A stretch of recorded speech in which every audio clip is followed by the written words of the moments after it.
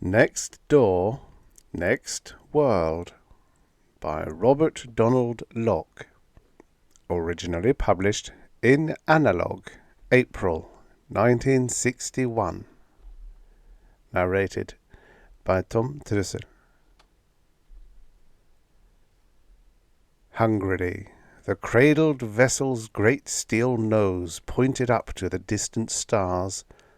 She was the Cosmos 12, newest and sleekest of the Space Service's rapidly expanding wing of interstellar scout ships, and she was now ready for operational work.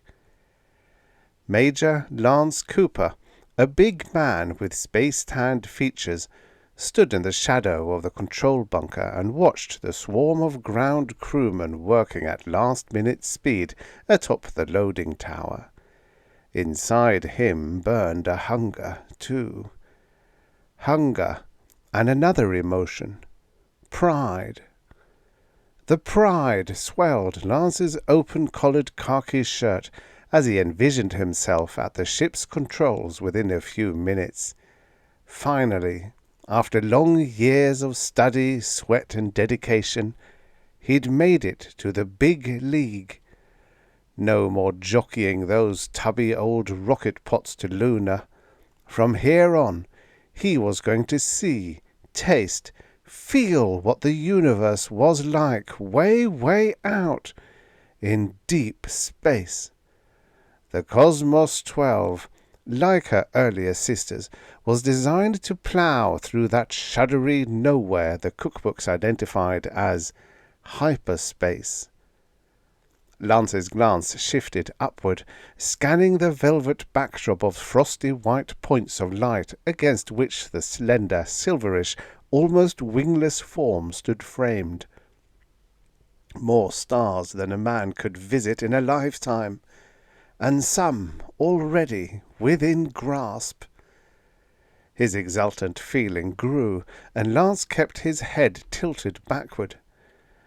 Alpha Centauri, the most popular target, was not visible at this latitude, and Barnard's star, besides being far too faint, lay on the other side of the sun. But there shone Sirius, just as bright as it had glittered for the Greeks, and frosty Procyon a little to the north. Both orbs twinkled and beckoned, evoking strange and demanding dreams. One day, man would be able to make landings.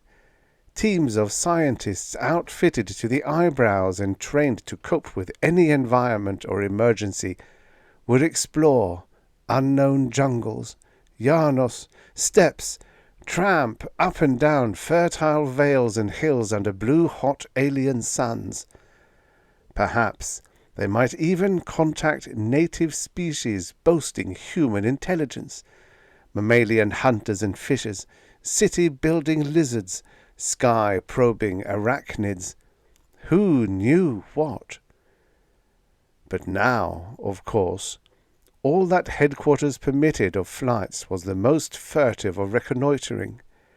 You hoisted your scout ship aloft under high G, cleared the ecliptic, then swung out of normal space, and jumped. When you materialized in the new sector, you set your cameras clicking, toggled all the other instruments into recording radiation, gravity pressures, spectroscopy at slam-bang speed. The very instant your magnetic tapes got crammed to capacity, you pressed 6 dozen panic buttons and scooted like a scared jackrabbit for home. Sweet home. Adventure? It wasn't even mentioned on the travel posters yet. But adventure would follow. Some day. Meanwhile, at the taxpayer's expense, you, the guardian of the peace, had enjoyed the billion-dollar thrill of viewing our solar system from light years and light years of distance. Or so the manual said, right here on insert page 30-11-6. Lance thought about those veteran hype pilots who had already poked around in the great black cold out there. How was it they were always compensating for their frustration? Now he remembered.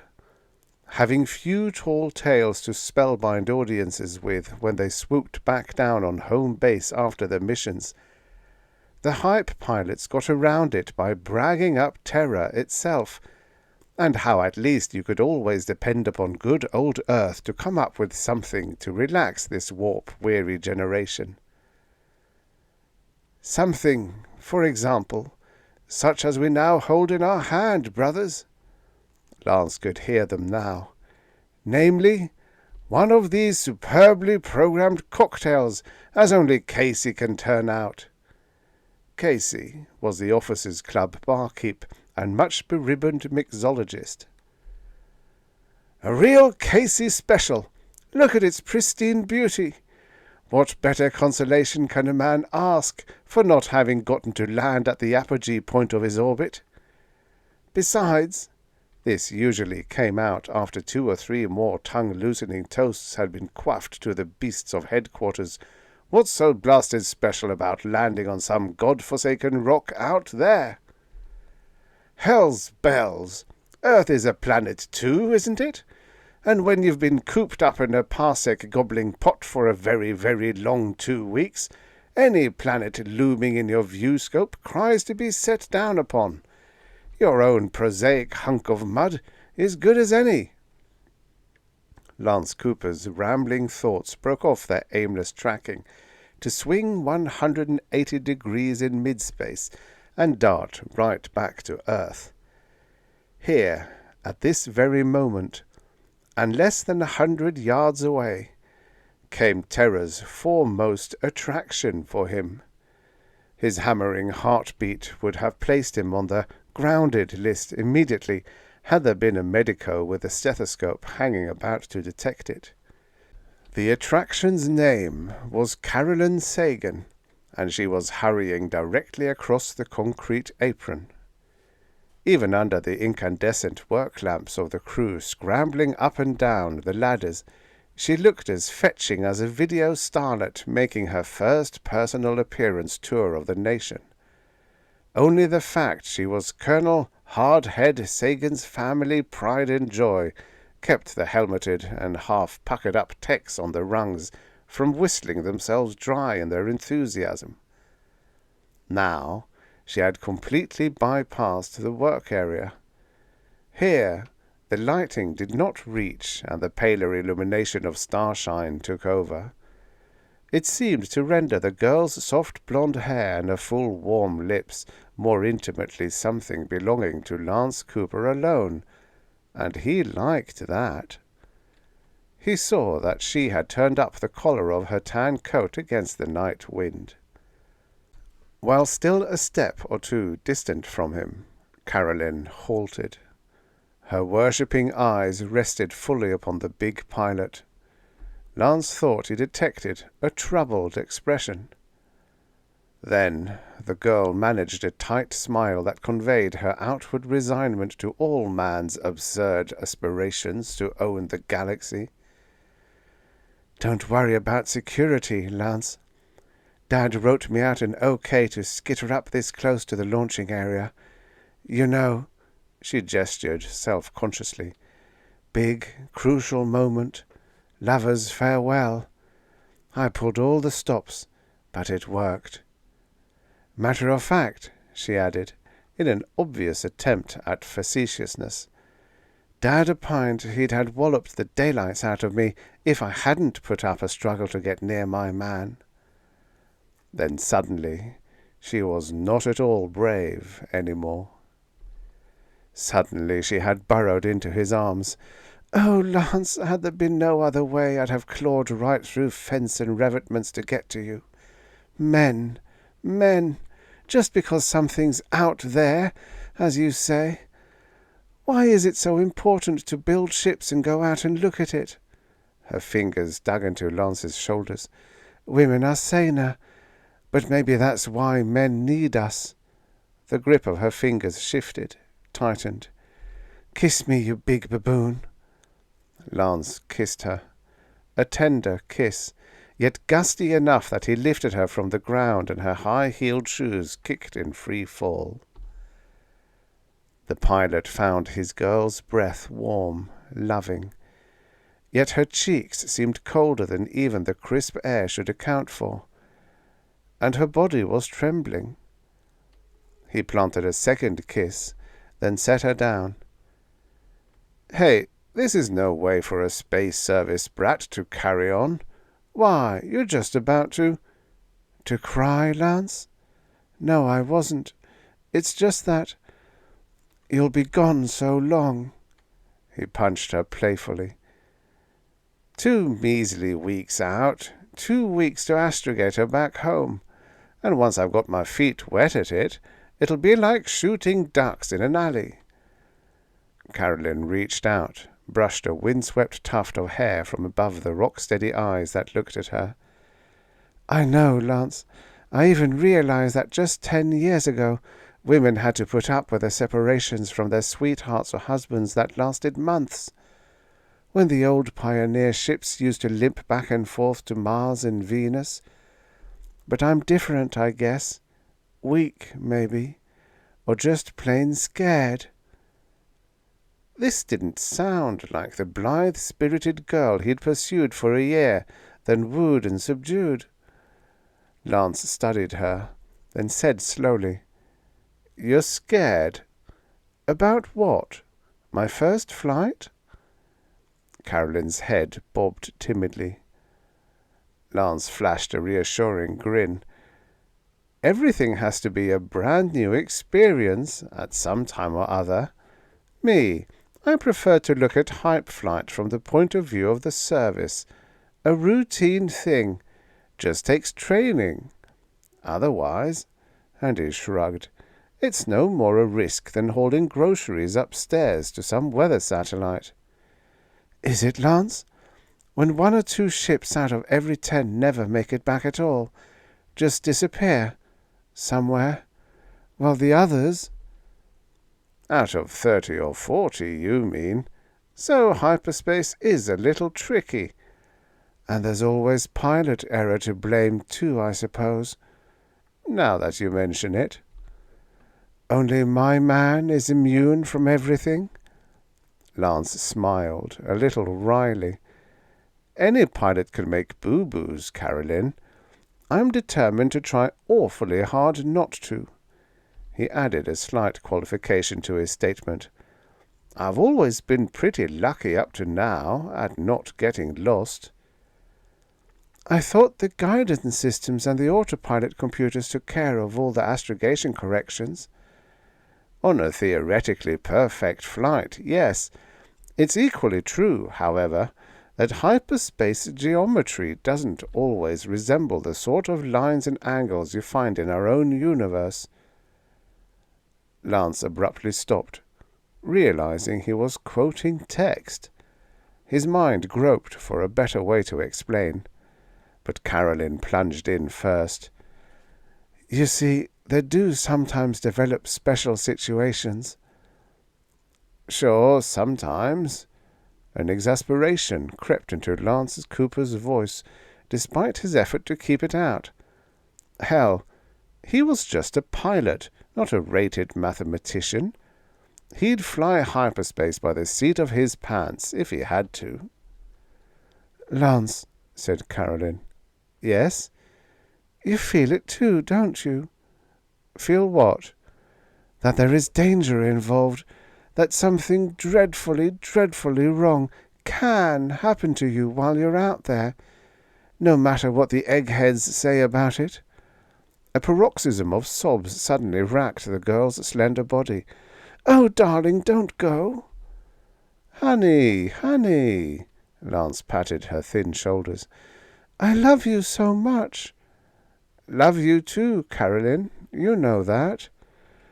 "We shouldn't have postponed the wedding. It was wrong to set the date back." Lance shook his head. "Sorry, I couldn't see it any other way." He hugged the girl to him. She seemed more desperately frightened than he had realized. And again, as always when it came to comforting somebody, he felt as awkward and clumsy as some big lumbering repair tug out in space, say, trying to patch a small trim patrol craft. But especially he felt helpless in the presence of this frail, clinging, lovely piece of femininity he wanted so dearly. Nevertheless, he could keep on trying, blundering though his words and gestures might be. "Carolyn, you think I wanted to chance making you a widow 24 hours after you became a bride?" Lance took a deep breath. "So I did maintain the percentage wasn't great. Still, it does exist. I'm aware of that. I just don't let it concern me. But you, Carolyn, don't you see, hon? Lance Cooper couldn't let anything bad happen to his best girl." "I'm trying to understand," said Carolyn. Lance's blunt, serious face peered into hers. "Tell you what I will promise to do." Hope cleared away some of the mistiness in Carolyn's eyes. She looked up at him. "What, Lance?" "Once I've knocked off my shellback trip through the hype, we'll stage the fanciest wedding this old space base ever goggled its eyes over. I'll even see to it the chaplain samples the spiked punch. And you remember what a raconteur the Padre proved to be when Light Colonel Galash got spliced?" Carolyn Sagan managed a wan smile. Lance revved his pep talk up a few hundred RPM. "After all, think of it this way. Suppose I hadn't beat my brains out to get into hype training. I'd never have wound up at this base. You and me would never have met. I'd never have fallen for you like a ton of space ballast." "Oh, I know you're right," said Carolyn, clinging more tightly than ever to Lance's solid frame. "You're always right, just like the space service is always right. But I have a woman's intuition, and I sense—" Unable to finish, she released her grasp and once more withdrew into herself. Lance's big, muscular hand reached out, tilted the girl's chin upward. Her face was tear-stained for sure now. "Honey, this won't ever do." "I can't help it." "You're torturing yourself with useless premonitions." Lance wiped the briny shine from the girl's cheeks as he talked, his own voice getting hoarser. "Carolyn, I love you so much that well, you know I happen to hunger for you more than I do that Christmas tree on my control deck. But I just couldn't give up a chance to solo out to the stars. I couldn't, baby. I'd probably be court-martialed anyhow," he added. "No, Lance, they wouldn't do that. Not unless you actually got into space, then turned back. I asked Major Carmody." "Carolyn, you didn't." The girl nodded, affirming the truth of what she said. "Lance, I had to. There are some things I know about that you don't." A note of sudden urgency now tinged her voice. "Strange, unfathomable things. Many of the other pilots who've come back have not been right. I think it has something to do with their having been outside of normal space." He stared at her. "I just now realize you're trying to tell me something. Lance, I happened to overhear Dad telling Mother something one night. Apparently, he'd been rolling and tossing in bed, couldn't sleep. And Mother's looked after him so long, she just had to know what was wrong. They went downstairs and she poured him a stiff drink. Then, in return, Dad poured out his troubled soul to her, and Lance—" "Yes, Carolyn?" "The most probable reason why some hype pilots never quite make it back to our world is that the men involved—" "The men? You mean the pilots?" "No, the brass. They haven't told the pilots about the fissioning of anything that gets into hyperspace." Carolyn's breath gave out in a sudden gasp. Her eyes moved away, alarmed, and Lance's own glance turned simultaneously. He saw Colonel Hardhead Sagan and 2 other officers coming across the area. Time had run out on them. "Carolyn," Lance said hurriedly, "I've gabbed with quite a few vets of hyperspace, at the club and in my training both. Sure, a man feels like he's been crammed into a concrete mixer when he's burning up light years in a hypership. But after a while, I'm told, even your brains get used to being bounced around."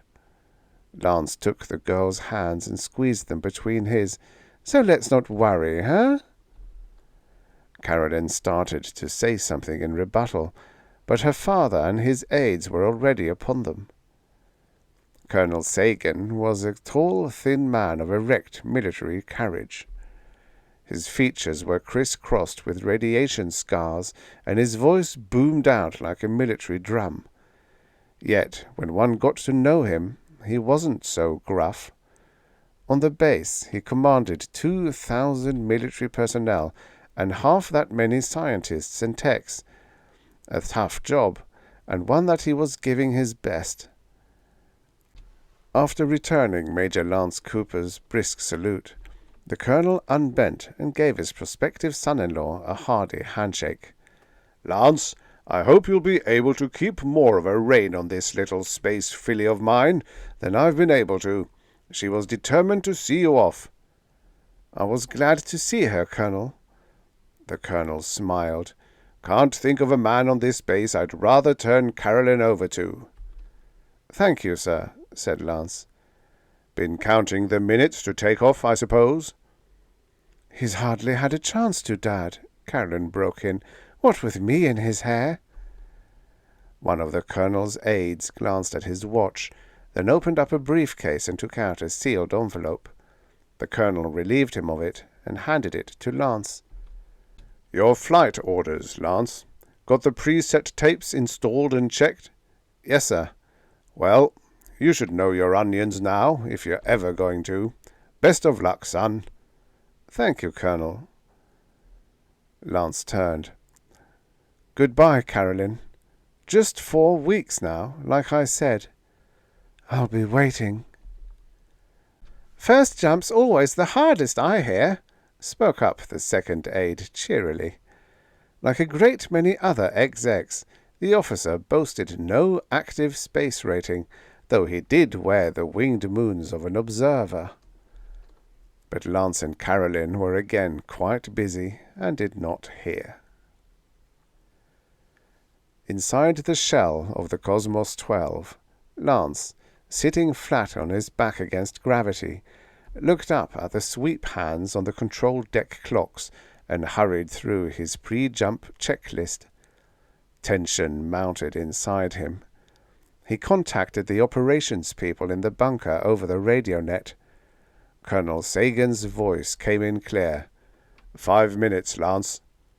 "I am receiving. Area cleared?" Traffic broke into report. "Takeoff will proceed on schedule." The function lights on the tree in front of Lance shone green. Gyros were caged. The tapes were set to roll. Lance's big hands hovered lightly near the manual overrides. He was ready to fly, and the autopilot lights were already winking out in countdown. But you never could be sure until the last moment. What had Carolyn been trying to tell him?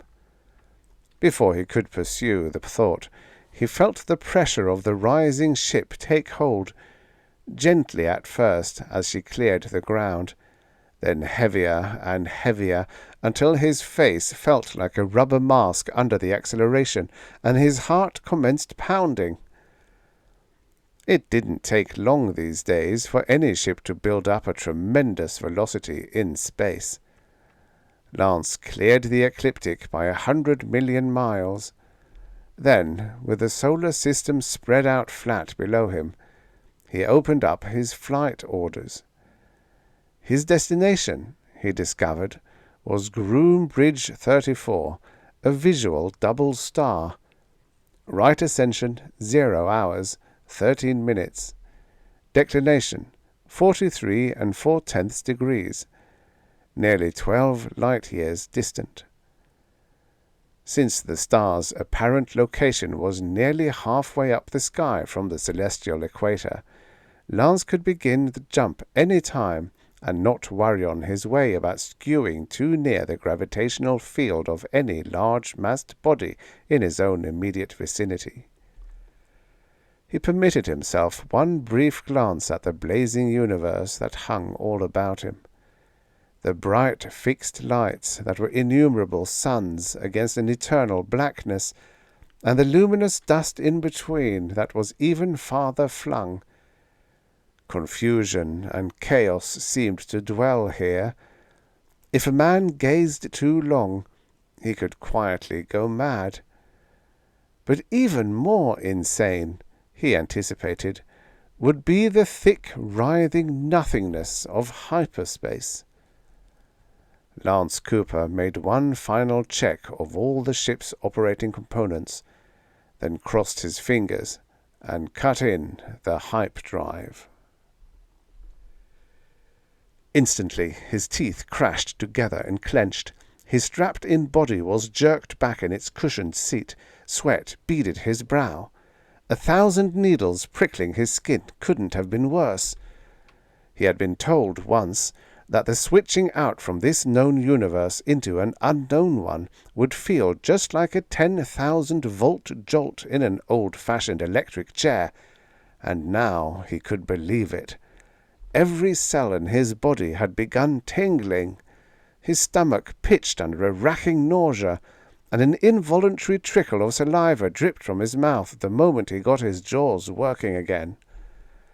But Lance fought the nausea, fought the sickness, and gradually, as his flesh accommodated to the change, he felt better. It was then that the most disturbing phenomenon of all took place. He felt for a moment as if he had been split into 2 persons. No, 4 persons. 8, 16. An infinity of other selves. They were all beside him, in him, and out of him. His eyes ached. He shut them. When he opened them again, everything was almost back to normal. The other selves had vanished. Only the constant throbbing vibration of the ship remained. Yet it was a discomfort that had to be endured for 4 solid straight weeks now. There was no other means known by which a man-made vessel could travel faster than light. Funny about that 4 weeks, too, thought Lance. All distances in hyperspace were the same, no matter where you wished to go. It required no more than 14 days, and no less, regardless of whether you jumped 1 light-year or 50. Lance had always understood there were equations on file at HQ which explained the paradox, but not being a math expert, he had never missed not being allowed to see them. He flicked a switch and opened up his viewports again. The starry universe had vanished. The Cosmos 12 was riding through a grey void, alone and— No, it wasn't alone. Again, Lance's vision suffered a wrenching sickness. Out there in the colourless vacuum, hundreds of replicas of the Cosmos 12 rode along beside him, above him, below him, stretched out in all directions. There had been nothing in the manuals about this. Lance stared at the meaningless phenomenon for a long time, despite the fact it made his brain ill. At last, he decided it was harmless, whatever was causing it. He shook his head slowly and closed the ports down. He hoped Groombridge 34 would be less taxing. The system was. After the ship reverted to normal space in the vicinity of Groombridge 34, Lance hovered about it exactly 12 hours, following all the instructions in his manual to the letter. He started up the cameras and other recording instruments. All went well. There were no incidents. No vessels disturbed him, though had the two components of the binary been at periastron, it would have simplified the work with a position micrometer. If anything else of interest had been detected, it would have to be deciphered from the film and tapes later. You can get as close as 4 billion miles to an Earth-sized planet in space, and it'll still show up fainter than a 14th magnitude star. Somewhere in the galaxy, Lance supposed, there must be other races building spaceships and guiding them from sun to sun. But thus far, the scout ships from Terra, for all their magnified caution, had never run into signs of any. The old veteran hype pilots had the best philosophy after all. Earth was the choicest hunk of mud you were going to find. Enjoy it, brethren. Well, he would certainly live it up when he got back, Lance swore. He would have his wedding, import Casey from the club to spike the punch, and perhaps after he'd gotten in his required number of scout missions, he might even settle for a chair-borne XX billet himself. Exactly 28 days and 12 hours from the time of his departure from Earth, Lance Cooper was back home again. The Cosmos 12 rematerialized out of hyperspace in the neighborhood of the solar system, with its fuel tanks scarcely a third depleted, but its pilot a drained man. Lance, truthfully, had not only felt weary and torpid, but a great deal disappointed. He contacted traffic, asked for and got a landing trajectory. A few hours later, he had coasted home and the trip was over. He scrambled down out of the ship, hungry for Carolyn. The base hadn't changed any in a month, that he could see. A couple of new floodlights put in, perhaps. Some brass were emerging from the control bunker. Colonel Sagan, several others. He recognized them all. 2 were SSPs, Space Service Police. When the colonel got close, Lance tossed off a salute and an insouciant grin. "Well, the prodigal made it back home, sir. Hope that pessimistic daughter of yours is stashed around somewhere. Otherwise—" "Otherwise what?" returned the colonel, unsmiling. "Why, I'm liable to go busting right through that fence," said Lance. "And say, if anybody's worrying about the Cosmos 12, she flew like a dream, Colonel. Matter of fact, she—" Colonel Sagan's jaws snapped together. Wheeling, he barked at the 2 SSPs. "Spaceman, arrest this officer, immediately." Lance couldn't believe his ears. "Hey, wait a minute," he protested. "What have I done?" Nobody answered. Not at first. "Well?" Lance asked again, a little more uneasy this time. "I have no daughter, Major," Hardhead Sagan growled, standing with his legs braced apart and his ramrod shoulders looking businesslike. "I never have had." The space cops sprang forward. One drew a pistol, held it on the returned pilot, while the other quickly moved behind Lance and pinioned his arms back. "Is this a joke, Colonel?" Lance demanded, struggling. "If it is, I don't appreciate it. You know you've got a daughter, and I'm going to marry her." The colonel's jaws clamped tight, and he shook his head from side to side, as if he were dealing with a person suddenly out of his mind. Then he acted. "Put this man under close confinement," he ordered Lance's guards. "Allow no visitors of any kind." The colonel's tone was harsh and worried. "I've got to buck this matter to the HQ. We can't have it blow up right now, God knows. The space police nudged Lance. All right, Major, let's go. Lance's anger seethed to a boil. Hunching his shoulders, he rammed back against the guard, holding him, sending and tumbling. What was inside his mind to do if he managed an escape, he couldn't have told. He only knew he had to get away. The Colonel had flipped. And where, by the way, was Caroline? It seemed impossible she could be in on it too. He stood free for a moment, watching warily. "Hold him!" shouted Colonel Sagan. "Don't let him run loose." "We've got gas pills, Colonel," suggested the space cop Lance had bowled over. The man was rising to his feet.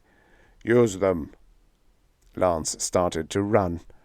Over his shoulder he saw the guard reach inside a small pocket in his webbed pistol belt. The man gestured to the others to duck back out of harm's way.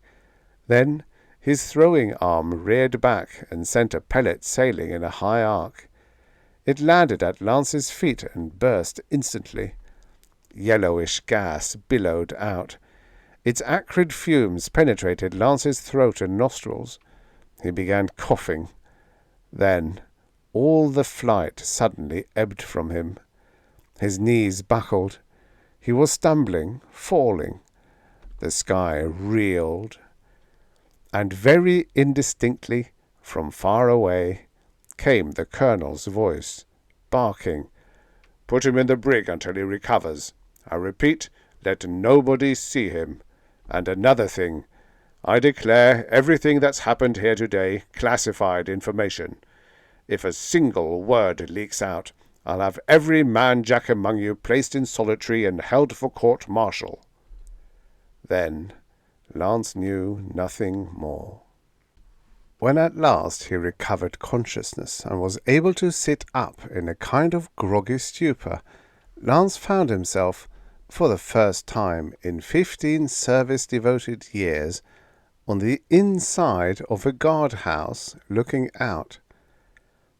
With sardonic melancholy, he recalled times on his OD and OG tours when he had inspected various prison areas, peered into the cells, and often felt mildly sorry for some poor spaceman doing time for some minor infraction. There had never been very many offenders. Discipline on space bases was not a pressing problem. The Corps was an elite branch, and intransigent candidates were weeded out quick. Well, now he was a prisoner. Himself. He, Lance Cooper, Major, Space Service, stood behind bars. And no matter how hard his face pressed against those bars, he could only see as far as the corridor extended in either direction. It wasn't far enough. Nor would anybody talk to him. He couldn't even get the time of day. Not since his probation as a plebe had he consorted with such a bunch of hush-mouths. Had he no rights as a commissioned officer and a world citizen? He still didn't know why he was incarcerated or what regulation he had broken. But that wasn't his most nagging worry.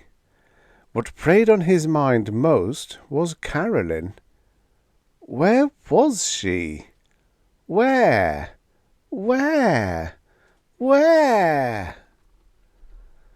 He could have lowered his head and pounded it to a pulp against the wall in his rage and frustration at being confined. But banging his brains out wouldn't help. Besides, he was going to stand deeply in need of his grey matter if he hoped to get out of this one. At evening time, a guardhouse trusty brought him his supper on a tray. Also, the man tossed him half a pack of cigarettes when Lance sought to bum just one. But when the pilot started pitching questions back, the trusty looked scared and unhappy and quickly limped away. The night dragged on, as unending seemingly as one of Luna's 2-week darkouts. Lance smoked, paced the cell from wall to wall, occasionally plopped down on his cot and went over everything that had happened, trying to find some pattern to it. But there was no pattern. Next morning he splashed up and shaved beard away from a tired, red-eyed face in the mirror. Then he waited. No one came. Finally, at noon, a new officer checked in for duty at the guardhouse. Lance recognized him as a young ordnance captain he'd met before. He'd called out to the man. The officer, striding down the hallway, wheeled at the sound of his name and came back to the cell. His eyes bugged slightly when he saw Lance. "Holy smoke, Major! What have they got you in for?" "Search me." Lance was overjoyed to find someone, at last, who didn't dummy up. "I thought maybe you might have a notion." "I just came on duty, but if there's a charge sheet lying around, I might dig up something from it. Would you try?" The captain held up 2 fingers and grinned. "No sweat." Lance waited some more. The captain did not come back, however, until several hours later. After Lance's evening meal, in fact. His face bore a puzzled frown. Lance stood at his cell door, gripping the bars. "Well?" "I checked. Seems the brass are holding you for observation until some head shrinker gets in from HQ, a specialist in hyperspace medicine." "Then how come I'm not in a regular hospital? Why the jailhouse?" "Beats me, Major. I can tell you this, though. You're not the first hype pilot who's been dragged in here screaming." "But I wasn't screaming. I was perfectly calm and collected when I climbed down out of my ship. All I did was ask about Caroline." "About who?" "Caroline Sagan, old Hardhead's daughter." Lance felt a sinking feeling. He stopped, cocked a wary eye at the other officer. "Don't look at me that way, man." The captain had been staring hard at Lance. Now he began shaking his head back and forth, slowly and sadly. "What's that supposed to mean?" Lance asked. "It means Colonel Sagan doesn't have a daughter." Lance snorted. "Don't tell me that. I'm engaged to her." "Sorry, Major. I've been around the Colonel and his wife since I was a kid. He got me the appointment to the academy. They've never had any children of their own." "Why, you—" Lance reached through the bars and grabbed the captain by his shirt collar, jerking him against the bars. "It's a lie! A conspiracy! Maybe you think I'm nuts, but I'm not!" He commenced pummeling the captain with his free fist. Then he thought of something better. He snatched the captain's gun from his holster and leveled it. "I'm getting out of here," Lance announced. "Open up this door, or take the consequences." The captain, his face ashy white, submitted and unlocked the cell door. Lance stepped out, got behind the officer, and prodded him into the cell. Tearing a sheet into strips, he tied the man to the cot and gagged him. It took a very short time. Then he softly padded down the hallway. He caught the sergeant of the guard napping in his chair. In a moment the sergeant, too, was trussed up, gagged, and whisked into a spare cell. Lance then tucked the captain's pistol inside his shirt and ventured outside. It was a moonlit night. A patrol jeep was parked on the drive, begging to be commandeered. Lance hopped in. There was something he had to find out for himself, and only one way to do it: go to the place where they kept the answers. Wheeling the jeep along the military street fast as he dared, Lance headed for the base housing area. Colonel Sagan's trim 2-story brick residence was where he hoped to pay a call. He knew the route by heart. He'd been a guest there often enough. The Colonel's driveway was empty of cars, he was happy to notice, when he reached the house. He parked, sprinted up to the porch, and knocked on the door. Presently, footsteps sounded inside, and the door opened a few inches. But it was not Caroline whom Lance saw peeping out at him. It was another woman, older.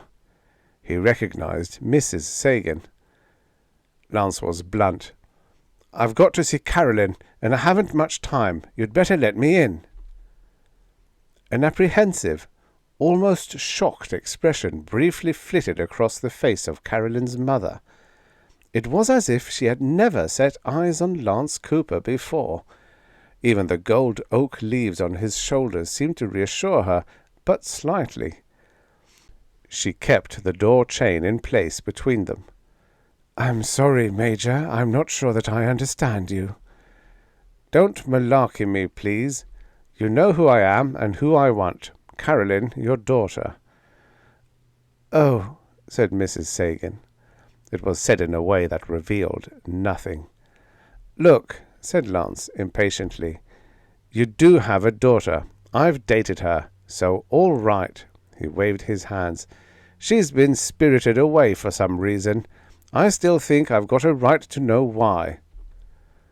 "Oh, my," said Mrs. Sagan, and her hand flew to her face. "You must be that scout ship pilot who showed up yesterday, the one who—" "Yeah, the one everybody figures for psycho. But I'm not, Mrs. Sagan. You know I'm not." Lance took a deep breath. "Can I come in? I just want some facts. After all, this crazy farce can't go on forever." The Colonel's wife still looked doubtful, but Lance Cooper had a way of pressing a point hard when his interests were at stake. He began talking rapidly and convincingly. He got in. The light indoors was better. Lance's eyes squinted as they adjusted from the gloom of the porch. Somehow, Mrs. Sagan didn't look quite as he remembered. Her hair was much darker now, he was sure of that. Maybe she had dyed it. Yet her features were certainly harder and bonier, more like a replica of her husband's, and her breath smelled alcoholic. Could a mere month have made that much difference? The house had been refurnished too, Lance noticed. The living room decor was more severe and functional, and the pictures on the wall were garish, not Mrs. Sagan's type at all. "Hey, wait a minute," he told himself. "Speaking of pictures—" His glance skipped to the far corner of the room. A triptych of photos of Caroline had always been on display on the mantelpiece. They would prove that— Lance's jaw dropped. The photos had been removed. "Can I get you anything?" Mrs. Sagan inquired. A little nervously, Lance thought. "A cup of coffee?" "No, thanks. I'd rather hear about Caroline." "Coffee won't take a minute. I was just making some fresh in the kitchen." Lance shrugged. "Well, okay, if you've already got it ready." Mrs. Sagan's mouth managed a fleeting smile. Then she disappeared through a swinging door. Lance sat down in a wrought-iron chair. Finding it not comfortable, he sprang back to his feet and paced the floor. There sure was something wrong about the Colonel's house, something very oddly wrong, but he couldn't quite put his finger on it. Suddenly, his quickened hearing caught the faint murmur of a human voice. Was it Caroline? The talk seemed to be issuing from the kitchen, where her mother had gone. Lance tiptoed across the room, pushed the door slightly open. Mrs. Sagan was on the phone. Her voice was excited. She was obviously straining to keep it at a low level. "I'm telling you, he's here, right in our living room. And he insists I know somebody named Caroline. Yes, that's right. But do hurry, please. He's acting much odder than the others did." Lance had eavesdropped enough. He turned away, glided rapidly out the front door and into the night. Where should he go next? The jeep would serve to hustle him around the base for a while, but eventually he would be chased down and recaptured. And as for crashing any of the exit gates and thus attaining to greater freedom, he knew they would all be barricaded and heavily manned by now. Lance was still burning over Mrs. Sagan's double cross. Did he want coffee, she had asked. Coffee, his mind repeated, disgusted. What he needed was something stronger, a good stiff drink. That was it, the officers' club. Casey would be on duty at this hour. Lance would ask him to mix him a double for old time's sake. Then he'd meekly surrender and quietly go crazy in his cell until the head shrinker came and confirmed it for real. The pilot got back in the jeep and drove on. When he reached the club, he wheeled the vehicle around to a rear entrance where bushes made the grounds shadier. Parking, he got out, strolled into the building as sneakily as if he'd been an inspector general paying a surprise call from out-of-space service headquarters. Few officers lounged about. Most were at tables and engrossed in their own imbibing. Lance strode up to the bar, perched himself on a high stool. Casey, whose hair was red as a Martian desert, was rinsing glasses. He stopped at his task and came over, wiping the counter with a wet towel. "What'll it be, Major?" "One of your specials, Casey, my friend." "Beg pardon?" "You know, one of your Casey specials, where you start off with half a glass of Irish whiskey, add a dash or two of absinthe, a drop of—" "I don't stock no absinthe, Major." Casey's freckled face was abruptly hostile. "You know that. It's against regulations." Lance fought down a tremor. Everybody was in on it. Everybody. He compromised for a minute. "Give me a slug of Teachers on the rocks, then." Casey measured out the drink for him. Lance downed it. His hand gripped the edge of the bar. "Casey, do you know me?" He watched Casey study him, the thick reddish eyebrows knit. "It's a pretty big base, Major. Lots of faces. Sometimes I kind of forget the names." Lance's blood pressure gave a spurt. "I'm Major Lance Cooper. Hell, you've rung up my chits often enough." And his mind added, "How could you forget?" "Major," Casey's eyes narrowed, while the uneasy suspicion in them grew. "We don't have no chit system at this club." Lance's head felt like it would explode. He could take no more. "You're lying!" he shouted. His big hands reached over the mahogany counter and shook the bartender like a squawk box that had refused to function properly. "Tell me you're lying in your teeth. If you don't, I'll push them down your throat." Suddenly, Lance sensed people behind him. A firm hand clamped down heavily on his shoulder. The pilot stretched his neck around. "What now?" His hands did not relax their murderous grip on his victim. The arresting party had entered the club quietly. Now they were ganged up around him. Colonel Sagan, his two aides, a fourth man Lance recognized as Major Carmody, the base legal officer, and a fifth man, too, who wore the insignia of the Space Surgeon General's department, a psychiatrist. "Better come peacefully, Major," rasped Colonel Sagan. "You've been cleared for an explanation, and if you're smart, you'll listen to the spiel and play ball." The way it was said made Lance feel he could trust the old man for that long. Anyhow, what choice did he have? "It's about time," Lance sighed.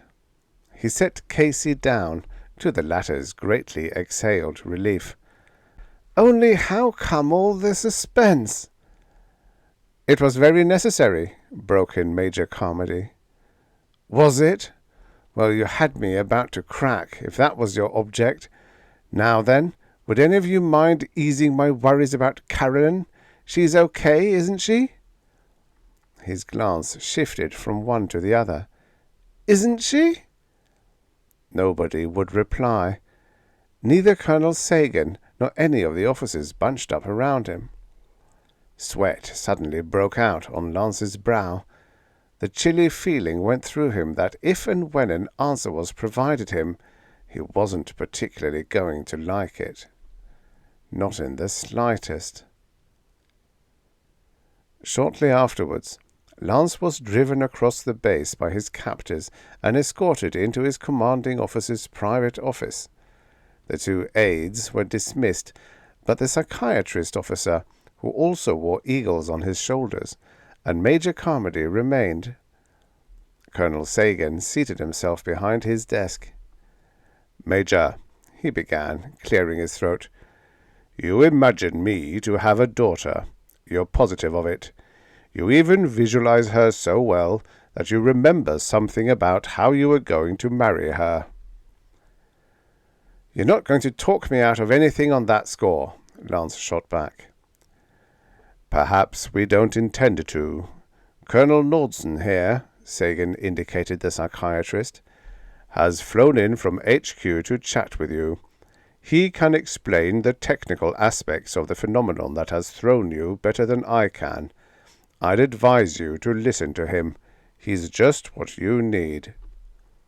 "Just what I need? What else do you intend to do? Hypnotize me so you can erase all my past?" The colonel scowled. "Look here, Major.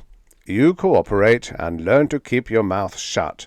We may be able to restore you to duty. But if not, well, what happens then will be entirely up to Nordson. It could mean a padded cell. The development of hyperspace exploration has to go on, whatever happens to you." "I'll tell you one thing to your face, Colonel," Lance replied, hotly. "I'm not off my rocker." "No one has maintained you were," broke in Colonel Nordson. "But Colonel Sagan had to throw a curtain around you fast." "Why?" Neither officer answered. Finally, Colonel Sagan said, "I think you'd better continue with him, Colonel Nordson." Nordson was a youthful-looking man for his rank, yet prematurely balding. He wore thick-shelled glasses. "Major Cooper," Nordson began, "let's go back to when you put the Cosmos 12 through its first jump through hyperspace. How well do you recall your experience?" "I'll never forget it. You earthbound Kiwis should try it sometime." "Did you experience a feeling, perhaps rather uncanny, that the whole thing had happened to you before? What psychologists call the sense of déjà vu?" "No, I don't think so." "Perhaps some other type of phenomenon was manifested? A feeling you'd been split in half, maybe?" "That did happen." "Describe it." "It was more than just being split in half. I felt like I was suddenly hundreds of selves. I could see other replicas of me all around." Nordson nodded thoughtfully. "That was what we call the infinite fission syndrome. All those other yous were personality matrices of yourself in alternate worlds. Did you notice anything else?" Lance nodded grudgingly. "What?" "Look, Colonel, if I answer your questions, will you answer mine?" "Any reasonable ones, yes. That's what we're here for." "Well, there was the disturbing thing about the Cosmos 12 itself. I saw images of the ship riding along beside me, out there in the hype, where nothing material could possibly exist, where not even light could reflect back, or any other wave propagation." Lance shook his head, recalling the experience. "What could have caused a hallucination like that?" "It was no hallucination, Lance. It was real and has happened before. We can rest you easy on that point." Colonel Nordsen removed tobacco from a pouch, stuffed his pipe, lit up. Bluish smoke formed a halo about him. "Lance, the Space Service have been sending ships through hyperspace for nearly 2 years now. Only recently did anybody notice something was seriously wrong with the pilots who came back. Up until then, a pilot might act a little queer for a day or two, but who wouldn't, cooped up alone in a steel projectile for 4 weeks? We thought very little of it." "Uh-huh," was Lance Cooper's only comment. Nordsen transferred his pipe to his hand. "But eventually, even the Space Service gets around to putting 2 and 2 together on the slipstick. The incidents kept piling up. A pilot comes back from Epsilon Eridani, for example, and insists on giving everybody left-handed salutes. Another has taken a scout ship to 61 Cygni. He insists that the officers' club that Colonel Sagan here has a nickname of Old Hardhead. Nobody else on the base is aware of any such thing. Then, still another pilot—" "Wait a minute," Lance interrupted. "Hasn't he?" "Hasn't what? I don't follow you." "Colonel Sagan. Hasn't he got that nickname? I mean, it was a term of respect and liking, of course, but—" "No," said Nordsen. "No?" Lance echoed, disbelieving. "Since when?" "Not since ever, Major. Not on this particular track." "Colonel Nordsen, you're losing me. Patience, please. I was about to tell you that still another pilot lands on our base and he wears a blue tie. Claims the Space Service has always worn blue ties." "I take it back," said Lance. "I'm a pilot and all pilots are slowly going nuts."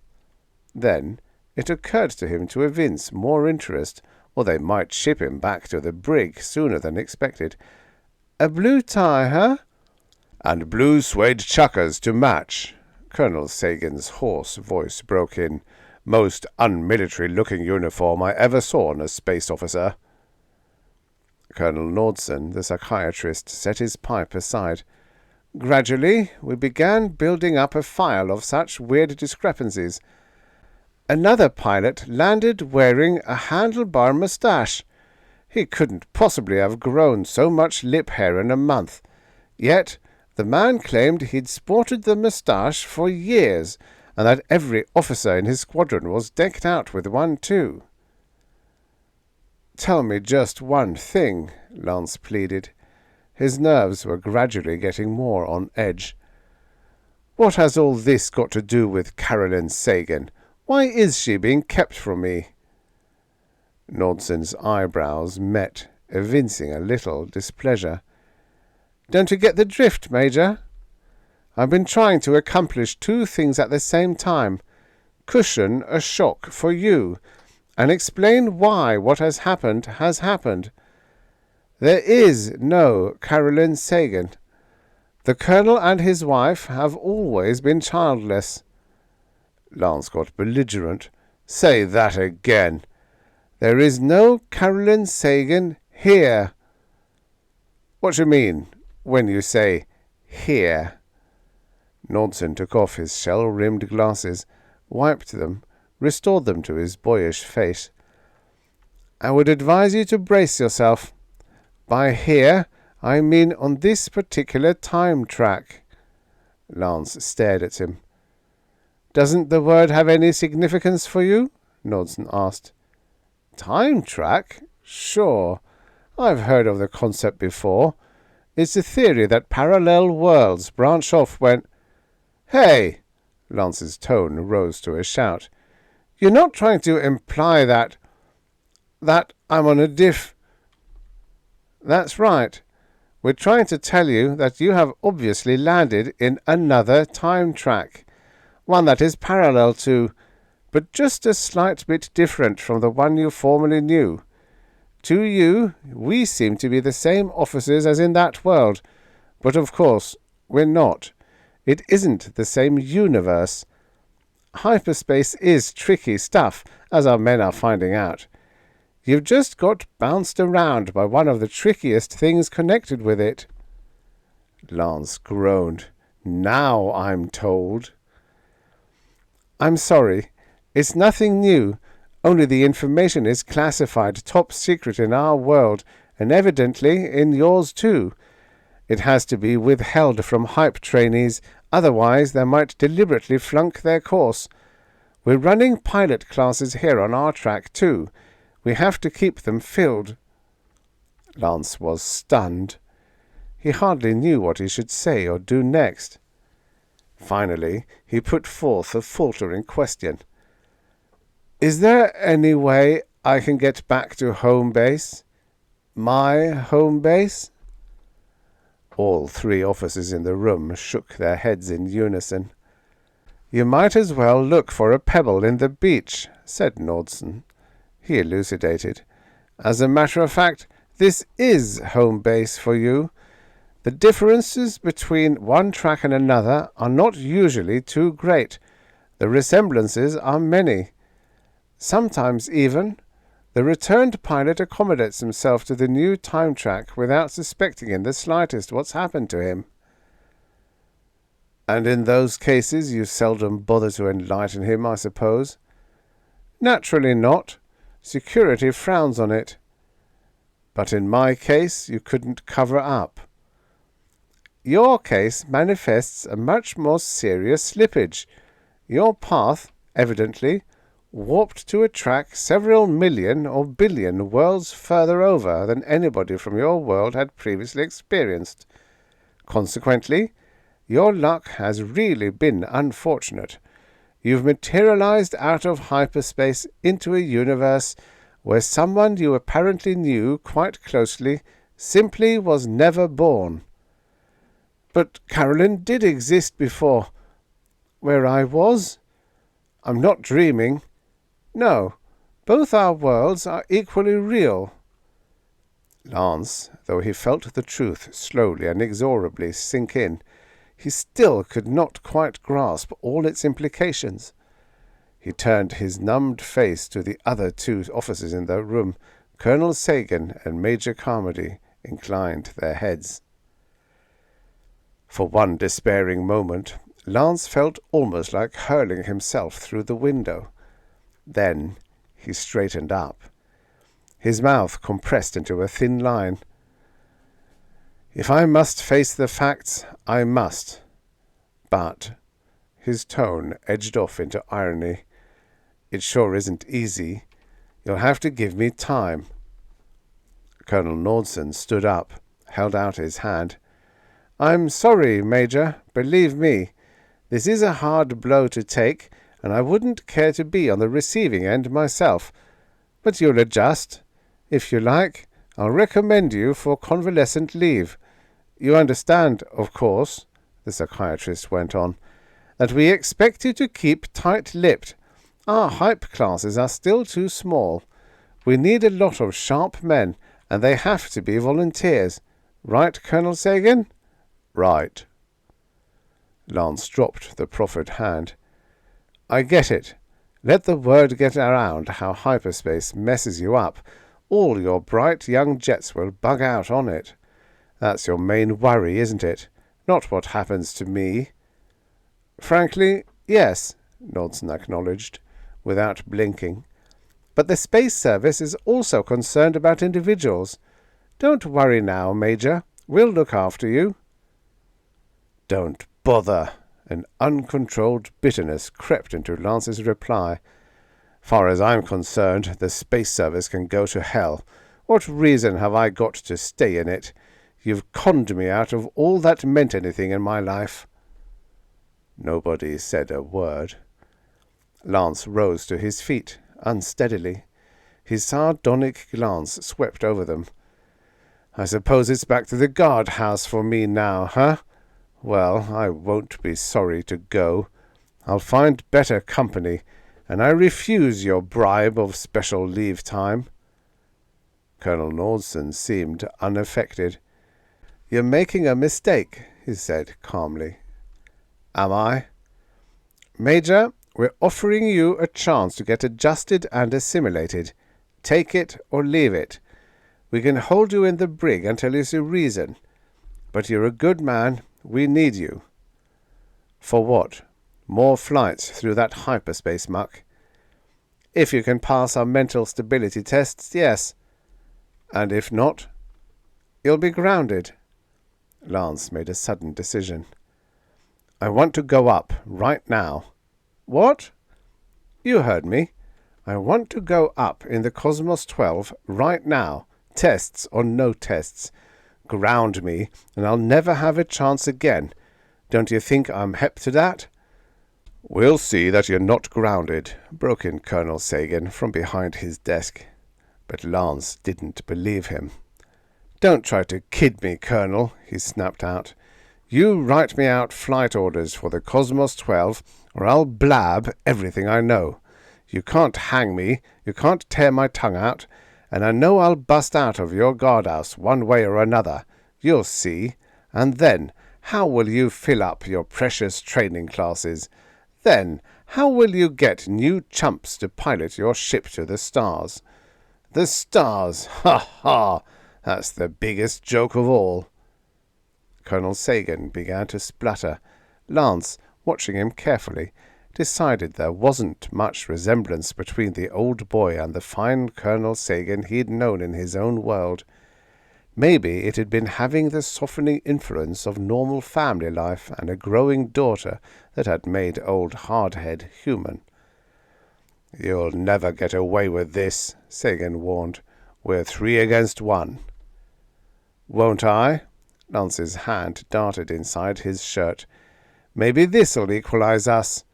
He brought out the pistol he'd taken off the captain in the guardhouse. Sagan, Nordson, and Carmody backed off from it. "The Cosmos 12 is still 2/3 fueled," Lance said, "and well stocked on provisions. Besides, I'm a light eater in hyperspace. As who isn't? I intend to take that ship out again, and you're going to help me, gentlemen." Lance flicked off the safety and waved the gun back and forth to demonstrate what he meant. It worked. Lance got his ship, using Colonel Sagan as both shield and go-between after he had first tied up the other 2 officers in a closet. He kept a close watch, of course, for the SSPs and their gas pellets, but apparently an alarm was not raised soon enough for the base police to hurl into action.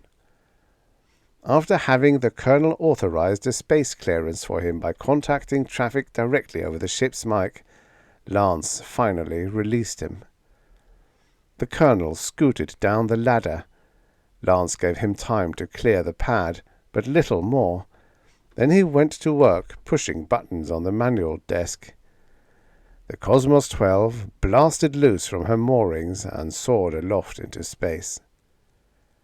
At 5,000 miles above Earth's surface, Lance rechecked his tapes. Groombridge 34 was the only possible destination the autopilot could take him to. Somehow, he didn't mind taking one more look at the double-star system. He cut into hyperspace as quickly as he dared, then sat back and relaxed. That is, as much as any man could in hype. When he reached Groombridge 34, all Lance did was pop out into normal space long enough to assure himself he had reached the proper checkpoint for turning back. The tapes were in good order, and there had been no hitches. Grunting, he threw in the switchover and once more found himself ploughing through hyperspace. Only this time he was homeward bound. If he were lucky, just real lucky, he told himself, there might be a Carolyn Sagan alive and waiting for him in whatever time track he wound up in this time. At last he materialized again in the solar system. Or some solar system, anyhow. As far as he could tell, all the planets looked unchanged. It was just 4 weeks to the day since his escape from World 2. This would be World 3. He had been gone 8 weeks and 2 days from World 1. Lance cut the ecliptic at a different angle than before, and Terra was farther along in her journey around Sol. He needed a new landing trajectory. His eye swept his panel to see if anything had been preset. There was no green flashing on the deck where there should have been green.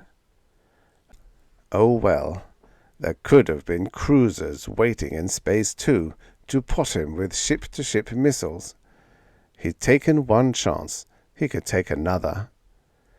Lance opened a switch and called base traffic's frequency. "This is the Cosmos 12, Major Lance Cooper piloting. Just broke out of hype. Can you read me?"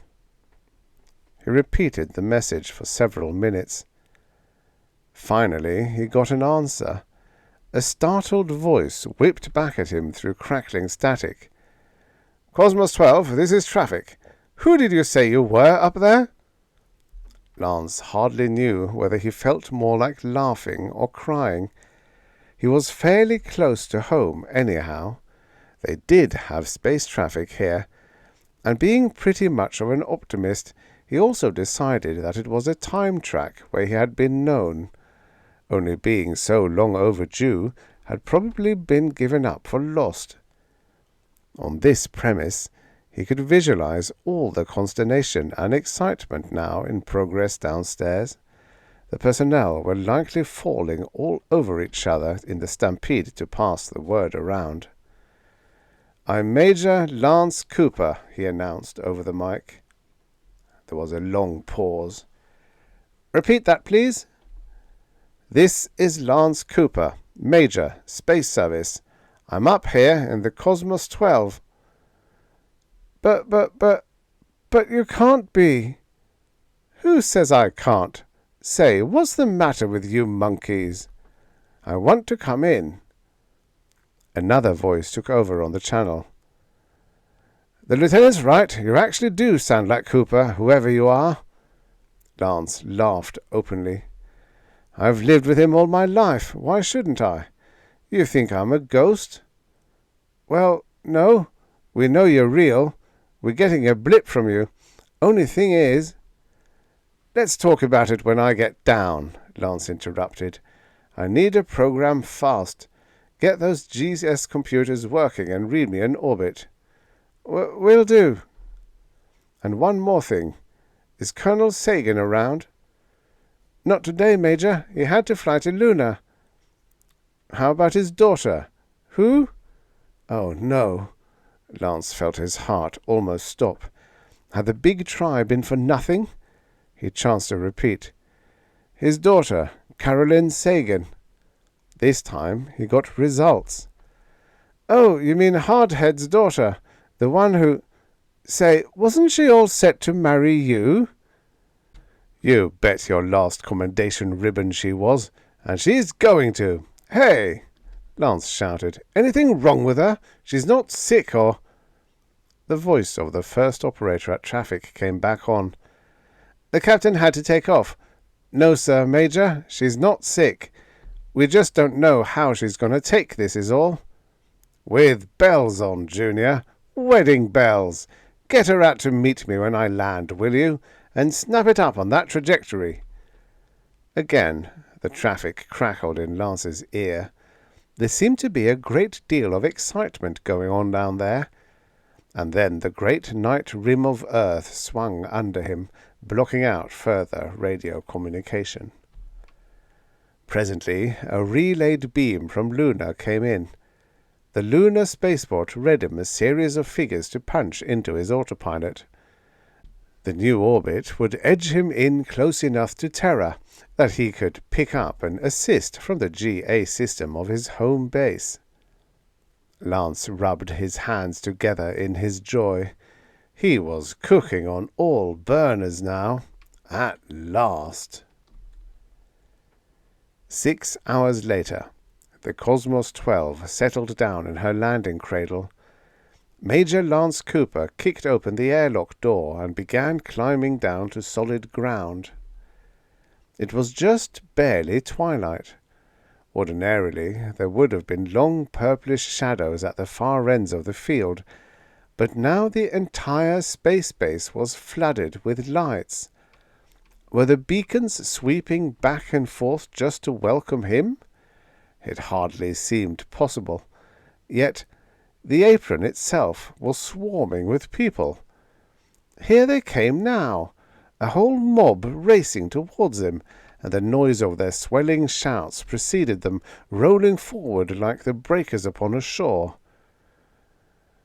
Uh-oh, what was that in the far corner of the field? A big pile of crumpled metal, already rusted and ready for the bulldozers.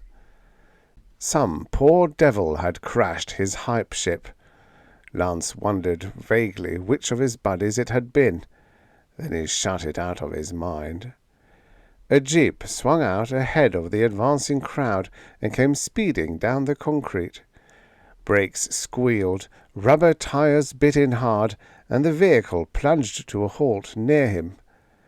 Lance recognized Major Carmody in the driver's seat. Or another Major Carmody. What difference did it make? None, now that he was able to identify so very well the other figure in the jeep, a slight blonde figure in a trench coat seated next to Carmody. Caroline. He saw her get out. He saw her commence walking towards him. But too slowly, he thought, and he was too paralyzed to move. "Lance," she called to him, "is it you? Is it really you, darling?" The girl's step almost faltered. Major Carmody's hand reached out, steadied her. Something was wrong again. But what? He could not guess. Lance came out of his paralysis. He began running towards her, and in a moment they were in each other's arms without caring why or how. Lance Cooper and the girl he loved, kissing, hugging, unable to believe for a moment in each other's reality. Then Caroline had to have breath, and she drew apart for a moment. Then she kissed him again, and Lance, for the first time, listened and made sense out of the welter of hysterical sobbing words that were pouring forth. "Darling, darling, darling Lance, I cried so much, and now it's all over. I don't care if you're not real. I love you, I love you. I don't care if you are somebody from another time track like Major Carmody says. You're my Lance and you belong to me. It's you I love and I want now, no matter how shameless I sound. Yes, darling, it's you I want, not that poor broken thing we buried 2 months ago, not the—" Lance's feeling of impending horror was great, but not so great that he shrank from the question that now rose and beat at his brain. The overwhelming question that had to be asked. "Caroline!" He held her so tight, he thought for a moment he'd cracked her ribs. His half-shook gaze penetrated her retreating eyes, forcing her to meet him. "Caroline, what do you mean? It's me you want now, not that poor broken thing you buried. Tell me, tell me." "Don't you know, darling Lance? When you took off that night 8 weeks ago, that night I kissed you good-bye, your ship. Oh, don't you comprehend? Your ship, it—" "Tell me, Caroline." "Your ship, Lance. That's it, over there. The wreckage of it. The Cosmos 12 crashed on takeoff that night, Lance. You were killed outright. We buried you 2 days later."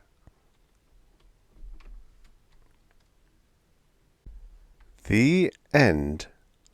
Subscribe for your daily stories of futures past.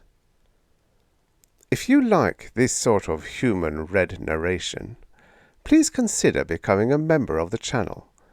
Members not only get rid of some of their unwanted money, but also may access the stories a whole week before everyone else. And that's it, really. Oh yes, The stories are and will remain AI free. And free of charge, of course.